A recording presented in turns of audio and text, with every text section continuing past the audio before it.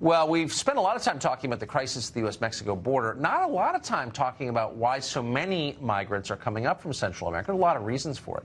One of them, though, involves the former Secretary of State Hillary Clinton. So way back 10 years ago in 2009, the Honduran President Manuel Zelaya was overthrown in a coup. Ever since then, Honduras has been in chaos with widespread violence. We've seen the same kind of thing happen in a lot of other countries. Hillary Clinton's connection is this. She was Secretary of State when Zelaya was overthrown. She defended his ouster in the hardcover version of her memoir called Hard Choices. Here's the interesting part. She removed that defense from the paperback version. Anya Parampil is a journalist at the Grayzone. Recently, she interviewed Zelaya in Honduras, and she joins us tonight.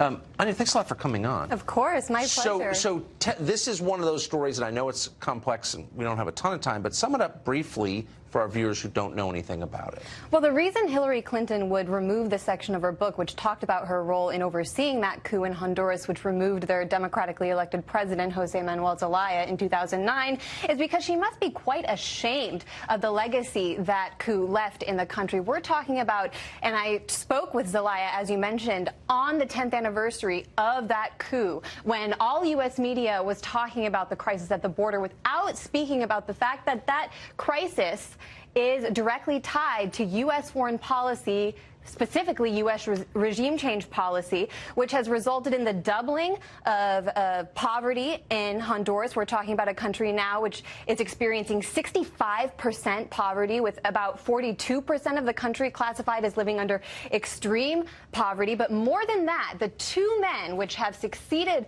Jose Manuel Zelaya as president, President Lobo, and current President Juan Orlando Hernandez, who somehow has served 2 terms despite the fact that Honduras' constitution forbids a second term as president.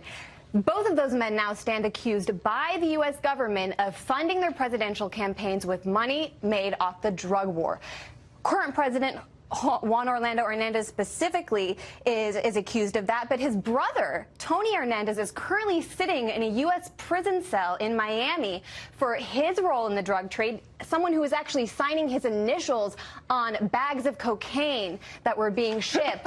And this president, Juan Orlando Hernandez, is implicated as a co-conspirator by the U.S. government in this case. Yet he was here in Washington, so yesterday. I guess what you're saying is it turns out that once you dump the old guy, you don't necessarily get a better country or better leadership. Doesn't this evoke memories of what happened in Libya? Muammar Gaddafi, overthrown, killed with the support of Samantha Power and Hillary Clinton? Yes. Precipitates the migrant crisis in Europe. Absolutely. That is what's driving the migrant crisis, the international migrant crisis, Tucker, and it's something that both parties in this country for some reason support, Democrats and Republicans alike. The Obama administration, the Trump administration, both allowing Juan Orlando Hernandez, a co-conspirator in $1 million cocaine scandal, is supported by the U.S. government, and that's because both parties answer to a small elite in this country, which actually benefit not only from these countries like Honduras being opened up to international corporations, but also benefit from the flood of labor, cheap labor, into this country. Well, that's the story right there. I couldn't agree with you more. That's exactly right. A servant class for the ruling class. Anya Parampil, great to see you tonight. Nice to speak with you, Tucker, of course.